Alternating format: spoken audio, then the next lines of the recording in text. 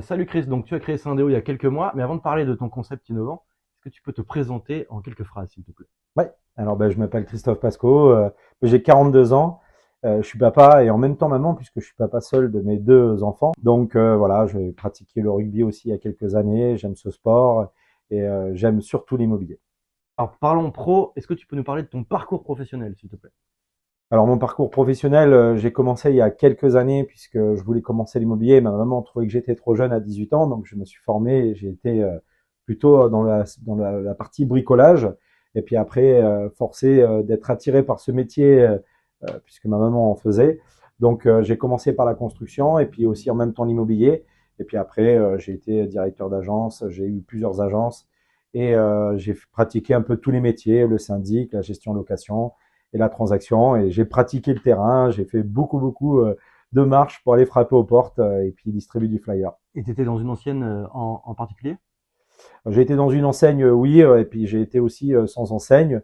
Donc voilà, et puis j'ai essayé un peu plusieurs choses pour voir en fait ce qui m'attirait le plus. Et aujourd'hui, ce qui m'attire le plus, c'est de pouvoir créer une entreprise qui correspond entièrement, en tout cas, à mon ADN. D'accord, alors donc du coup, tu as lâché les entreprises, les agences traditionnelles pour Syndéo. Pourquoi avoir franchi ce pas? Ben, parce qu'en fait, j'ai bien vu que le système avait beaucoup changé, l'évolution de l'immobilier a beaucoup changé, et aujourd'hui, les gens veulent être un petit peu libres parce que ben, il y a des contraintes, les enfants, les vacances. J'en sors, hein, j'ai fait 2 mois de vacances, donc je les ai eu pendant un mois, donc il a fallu que je puisse aliéner et mon travail et aussi le rôle de papa-maman entre guillemets, entre les garder, aussi leur donner des activités et faire à manger tout ce qui s'ensuit. Donc, j'ai créé ce groupe parce qu'aujourd'hui, c'est ce qui correspond le plus au marché, qui est le plus facile, et puis de pouvoir permettre aussi aux agents immobiliers enfin de pouvoir gagner leur vie en ayant ouvert tout ce panel aux agents immobiliers. Très bien. Alors est-ce que en quelques phrases, tu pourrais me résumer quelles sont les valeurs de ton entreprise Syndéo? Les valeurs, non, alors ça va surprendre tout le monde, mais c'est surtout l'amour parce que je pense que quand on est commercial, on aime les gens, et ça pour moi c'est hyper important. C'est l'accompagnement, c'est plein de choses, c'est des valeurs, tout ça c'est très important. Donc, c'est les valeurs ADN du groupe Syndéo. Et au-delà de ça aussi le professionnalisme.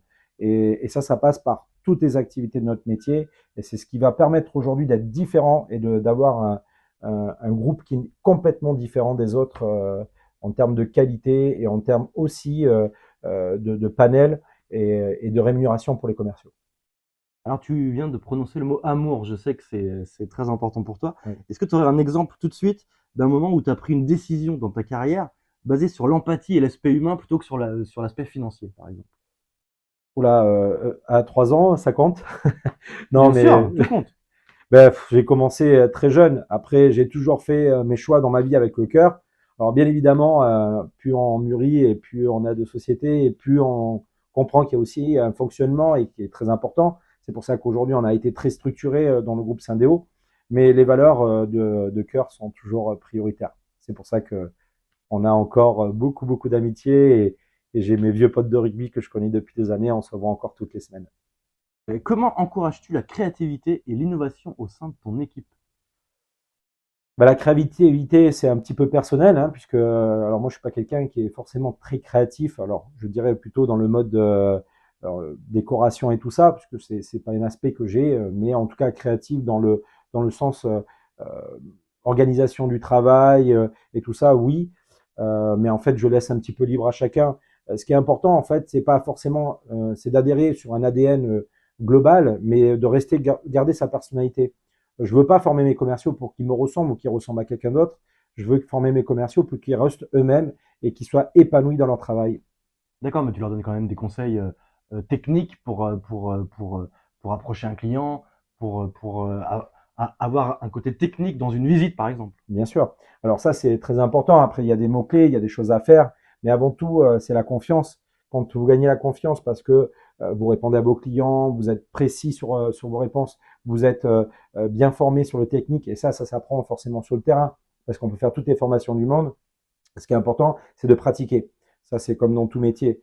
Vous sortez d'école, de n'importe quelle école, dans n'importe quel métier. À un moment donné, il faudra être confronté à votre métier pour que vous puissiez vraiment apprendre et être confronté aux produits et à ce que vous faites. Donc oui, on les accompagne. Ce qui est très important, c'est qu'aussi on prend la main au niveau du siège aussi pour qu'ils finalisent leur dossier. Et ça, c'est très important pour nous. C'est-à-dire qu'on va les accompagner, leur tenir la main sur les premiers dossiers et même sur les autres dossiers, en tout cas, jusqu'à qu'ils puissent réaliser eux-mêmes et comprendre comment fonctionne et quel est l'intérêt des clients pour pouvoir finaliser chaque vente, chaque location et tout ça. En tant que dirigeant, quelle est la vision pour l'avenir de ta société? Alors, je ne sais pas si vraiment on devrait le dire, mais en tout cas, on vise les plus hautes marches dans les 10 ans à venir. Pourquoi? Parce que notre système, il est complètement différent des autres. Aujourd'hui, c'est pas fait pour le siège, mais c'est fait surtout aussi pour les commerciaux. Pourquoi? On a beaucoup de contraintes techniques au niveau de la location saisonnière, au niveau de la location et de la gestion. Ça demande beaucoup d'organisation au sein même du siège. Mais ça, pour ça, nous, on est accompagnés pour. C'est-à-dire qu'on n'est pas une société d'investisseurs qui arrivent et qui connaissent pas le métier. Nous sommes des agents immobiliers de base et je me suis fait accompagner de gens aussi qui sont du métier. Donc, ce qui est important aujourd'hui, c'est de pouvoir ouvrir à tous ces commerciaux un revenu récurrent. Et pour ça, en fait, c'est beaucoup de contraintes au niveau du siège, beaucoup d'organisation, beaucoup de suivi, beaucoup de formation.